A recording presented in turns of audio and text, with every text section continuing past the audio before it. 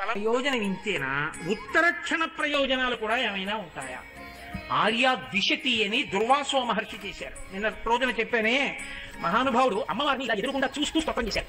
ఆ స్తోత్రం చేస్తున్నప్పుడు దుర్వాసో మహర్షి చేత అమ్మవారు ఒక అద్భుతమైన మాట ఒకటి చెప్పించింది. దాన్ని ఆ స్తోత్రంలో అంతర్భాగంగా ఒక శ్లోకం నుంచి ఒక శ్లోకం వరకు పెద్దలు ఏం చేశారంటే దీన్ని కవచము అని నిర్ధారణ చేశారు.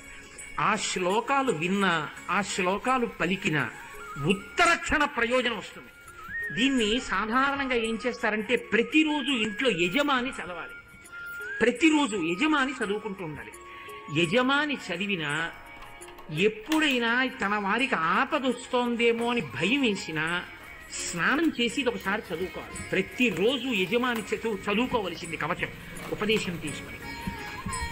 అందులో దుర్వాసో మహర్షికి ఎలా కనపడ్డాయో తెలుసా అండి అమ్మవారి యొక్క నామాలు? మనం కురువింద మణిశ్రే నీకనత్కోటి ఇరమండిత అని వశిన్యాది దేవతలు అన్నాడు. దుర్వాసుడు అన్నాడు, మహానుభావుడు ఆర్యా ద్విషతిలో, లలితా పాతు శిరోమే. లలిత అని మీరు అనగానే తలకాయ రక్షింపబడుతుందట. ప్రమాదం ఏదన్నా ముంచుకొచ్చేస్తుంటే తలకాయకి లలిత అంటే తలకాయ రక్షింపబడుతుంది. లలాటమంబాచ మధుమతి రూప. నుదురు ఏదైనా ప్రమాదానికి గురి కావలసి ఉంటే మధుమతి అన్న మాటతో అమ్మవారిని అంబా మధుమతి అంటే లలాటము రక్షింపబడుతుంది. భ్రూయుగ్మంచ భవానీ పుష్పశరాపాతు లోచన ద్వంద్వం. కళ్ళు రెండు రక్షింపబడాలంటే, కళ్ళకి ప్రమాదం జరగకూడదనుకుంటే ప్రతిరోజు ఏమో ఏ రోజున ఏ ప్రమాదం వస్తుందో ఎవరికి తెలుసు. అందుకని పుష్పశరాపాతు లోచన ద్వంద్వం, పుష్పశరా అన్న పేరు ఒక్కసారి పలికితే రెండు కళ్ళు రక్షింపబడతాయి. పాయాన్నాసాం బాలా, ముక్కు రక్షింపబడుతుంది బాలా అన్న మాట అంటే. శుభగా దంతాశ్చ, శుభగా అన్న మాట అంటే దంతములు రక్షింపబడతాయి. సుందరీ జిహ్వాం, నాలుక రక్షింపబడుతుంది, తప్పుడు మాటలు మాట్లాడడం, విశేషంగా జిహ్వ కోసం తినడం తగ్గించుకుంటాడు. సుందరి సుందరి సుందరి అన్న మాట వాడితే. అధరోష్టం ఆదిశక్తి, కింది పెదవిని ఆదిశక్తి ఆవహించి ఉంటుంది. అంటే ఈ పెదవికి పెదవి తగిలినప్పుడే కొన్ని అక్షరాలు వస్తుంటాయి. అలా రక్షించేటట్టుగా అమ్మవారు కింది పెదవిని రక్షించాలంటే ఆదిశక్తి అనాలి. చక్రేశీ పాతుమే చిరంచిబుకం, గడ్డం రక్షింపబడాలంటే అమ్మవారిని చక్రేశీ అని పిలవాలి. కామేశ్వరీ చకర్ణౌ, కామేశ్వరి అని పిలిస్తే చెవులు రక్షింపబడతాయి. కామాక్షీ పాతు గండయోర్యుగలం, ఈ గండభాగం రక్షింపబడాలి అంటే కామాక్షి అని పిలవాలి. శృంగారనాయిక శృంగారనాయిక వ్యాద్వక్త్రం, ముఖమంతా రక్షింపబడాలి అంటే శృంగారనాయిక అని పిలవాలి. సింహాసనేశ్వరి సింహాసనేశ్వరి అని అమ్మవారిని ఉపాసన చెయ్యాలి. స్కంద ప్రసూచపాతు స్కంధౌ బాహూచపాటలాంగీ మే పాణీచ పద్మనిలయ. అంటే నేను ఇలా చెప్పేస్తుంటే మీకు తెలిసిపోతుందేమో, అన్నీ నేను ఎంతకని చెప్పుకొని రాగలను. పాయాదనిశం నఖావళి విజయ, గోళ్లు పుచ్చుగోళ్ళు అయిపోతే పాడైపోకుండా గోళ్లు రక్షింపబడాలంటే విజయ విజయ అనాలి. అందుకే ఇంట్లో ఆడపిల్లలకి చక్కటి పేర్లు పెట్టేవారు పూర్వం, ఆ పేర్లతో పిలిచేవారు. సరే ఇంక నేను అందమే. కోదండిని చ వక్ష, వక్షస్థలం రక్షింపబడాలంటే కోదండిని అనాలి. కుక్షించ వ్యాకులాచలతనూజాహ, పార్వతీదేవి పేరు పలికితే కడుపు రక్షింపబడుతుంది. కళ్యాణీ చ బలగ్నం, నడుము ఎవరికైనా దెబ్బతిని ఇబ్బంది పడుతుంటే వాళ్ళు ఈ కవచంలో ఈ నామాన్ని ఎక్కువ చెప్పాలి, కళ్యాణి కళ్యాణి అని. కటించపాయ కళాధర శిఖండాహ, నడుము యొక్క పైభాగం వంగడం లేవడం ఇలాంటి వాటిలో ఇబ్బందులు వస్తే ఈ కవచంలో ఈ మకుట రేఖ, అమ్మవారు కిరీటం పెట్టుకుని ఆ కిరీటం మీద ఉన్న చంద్రరేఖతో ఉన్న కిరీటం ఉందే, ఈ కిరీటం పెట్టుకున్న నామాన్ని ఎక్కువ అనుసంధానం చేస్తే నడుం మీద భాగంలో వచ్చిన నొప్పులు తగ్గిపోతాయి. అమ్మవారు రక్షిస్తుంది ఆ ప్రాంతాన్ని. అందుకని ఆ కిరీట నామం అంతా రక్షిస్తుంది.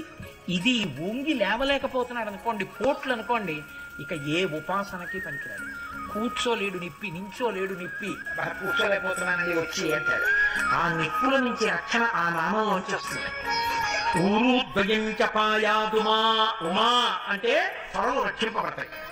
మృడానీచ జానుని రక్షేత్, మోకాళ్ళు మృడాని అన్న నామంతో రక్షింపబడతాయి. జింఘేచ షోడశీమే, పిక్కలు షోడశీ నామంతో రక్షింపబడతాయి. ప్రాయాత్వాదౌ చపాశ శృణిహస్త, శృణిహస్త అని పిలిస్తే అమ్మవారిని పాదములు రక్షింపబడతాయి.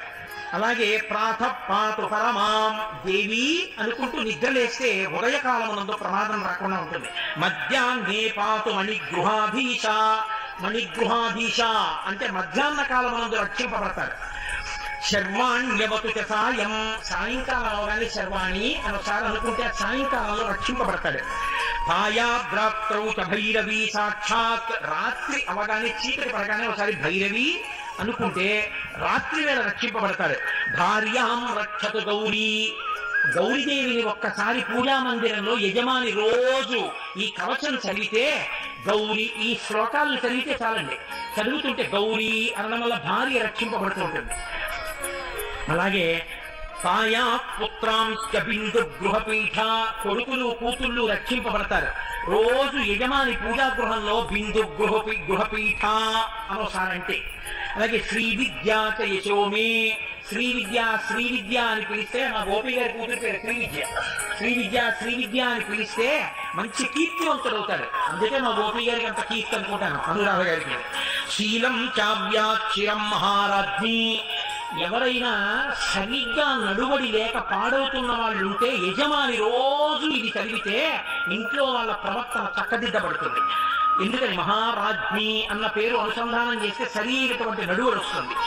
పవనమయి, పావకమయి, క్షోణిమయి, వ్యోమమయి, కృపీటమయి, రవిమయి, శశిమయి, దిగ్మయి, సమయమయి, ప్రాణమయి, శివే పాహి. రోజు ఈ మాట చెప్పాలి. అమ్మా నువ్వే పంచభూతములు, నువ్వే సూర్యుడు, నువ్వే చంద్రుడు, నువ్వే సమయాది. కాళి, కపాలిని, శూలిని, భైరవి, మాతంగి, పంచమి, త్రిపురే, వాగ్దేవి, వింజవాసిని, బాలే, భువనేసి, పాలయక్షిరం మాం అని రోజు ఎవరు పూజలో యజమాని అంటున్నాడో ఆ యజమాని కుటుంబము అమ్మవారి చేత రక్షింపబడుతుంటుంది. ఇదే దేవి భాగవతంలో వ్యాసుడు సర్వదా సర్వదేశేషు పాతుత్వం భువనేశ్వరి మహామాయ జగద్ధాత్రి సచ్చిదానంద రూపిణి అంటారు. అంత గొప్ప నామములు. అమ్మవారి కిరీటంతో ఉన్న నామాన్ని తలుచుకుంటే చంద్రఖండంతో ఉన్న నామాన్ని నడుము యొక్క పైభాగం రక్షింపబడుతోంది.